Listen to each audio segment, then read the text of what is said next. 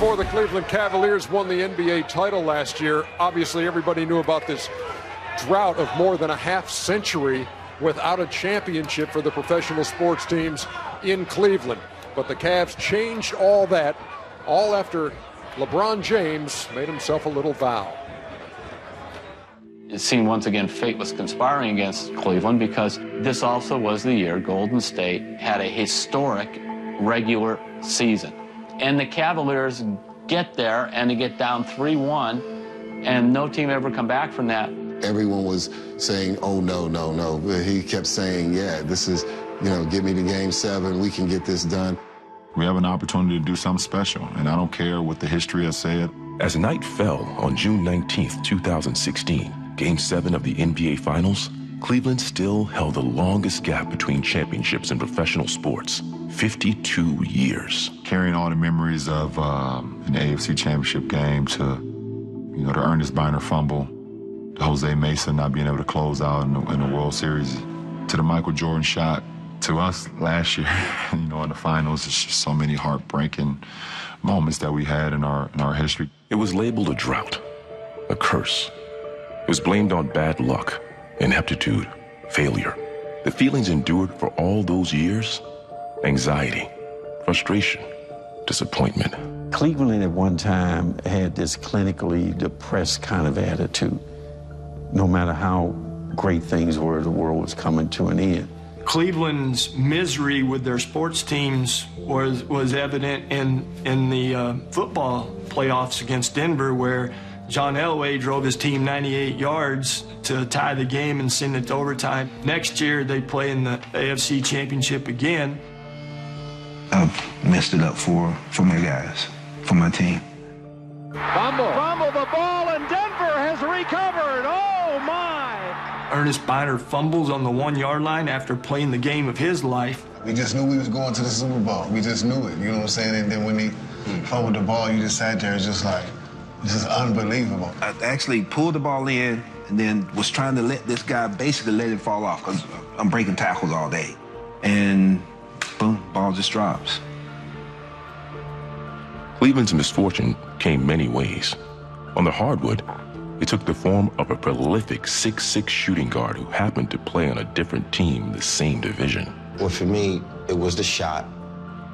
When Jordan skyrocketed over Craig Elo.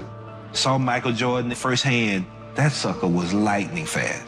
I remember glancing back, because I just kept going, and seeing it hit the rim and thinking it's not going to go in, but it just went boom, boom. Here's Michael at the foul line. A shot on Elo. Good! The Bulls win it! They win it! The shot went in and our season was over.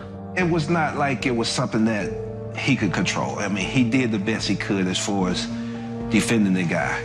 That's the iconic moment for him. And then you see me kind of go off to the side, just kind of devastated. 8 years after the shot doomed the Cavaliers, fate brought the Indians within 2 outs of the crown in Game 7 of the 1997 World Series against the relative upstart Florida Marlins. The whole feeling in the city at that time was that the Indians were not going to be denied. The 1-1 pitch. A deep drive to right. Ramirez on the run. Makes the catch. Tagging is Alou. Game 7 of the World Series is tied. The 0-1 pitch. A liner off Nagy's glove into center field. The Florida Marlins have won the World Series. In the grand scheme, it probably shouldn't matter how often a city wins championships. When the identity of the people is so entwined with the plight of their teams, the melodrama of sports takes deep root. And while losing happens, nobody wants to be a joke. If you go back and think about the fact that, all the years without the titles, after a while it almost became a point of pride. I'm a fan in spite of all this futility. Welcome to Oakland, California for Game 7 of the 2016 NBA Finals. That day, victory on the road against the highly favored Golden State Warriors was thought by many outside Ohio to be impossible. They won the title in 15. They won more regular season games than any other team in NBA history in 16. Fans were very shielded. They were very guarded against having that kind of agonizing, unfortunate finale occur to them again. Iguodala puts it up. Oh, LeBron trapped him down and made the rejection. In sports, an event is a true miracle if it is truly unprecedented. It was so miraculous to see how they just came back from like that. No one does that. Irving's picked up by Steph Curry. 6 to shoot. He launches a 3. Hey! Nailed it! Believe in Cleveland. The Cavaliers are NBA champions. And the impossible dream has come true. This guy who grew up in Northeast Ohio, played here, left, came back, and then broke this 52-year drought by delivering a title, and then stands up with that trophy and tears in his eyes and says, Cleveland! This is for you!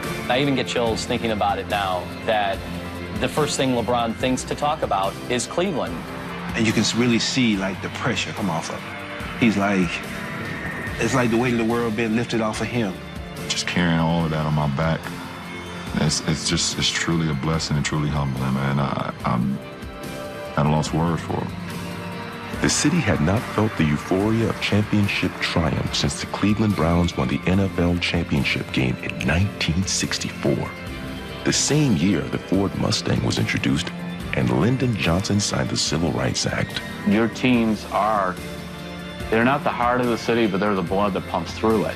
After years of darkness, the clouds broke, and over 1.3 million people paraded into the streets to bask in the light. They came from all over, Ohio City to Collinwood, Tremont to Glenwood, Chagrin Falls to Akron. Everybody in the state of Ohio was in Cleveland on that day, for real. It was crazy. That celebration that they had for the parade was amazing. I could not believe what I watched. To be a part of that, to see the joy that was in Cleveland and the outpouring of love, it was magnificent. That energy, man, was, I mean, I can still feel the chills now. I'll feel like when they hang that banner in the rafters that we all can feel part of that championship. On the very night the Cavaliers hang that banner and get their championship rings, there will be one other diamond of note on the Cleveland sports landscape. Just across the way, the Indians will be taking the field in the opening game of the World Series. This year, with the Cavs winning it and the other sports teams doing what they've done, yeah, I guess you feel the bond is what it is.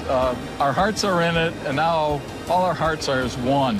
Though the odds were against us and the history wasn't in our favor, we beat the odds and we set new history. For a city that has survived as long as we have without a championship team, to do it in a way that no one has ever done it, made it even more special.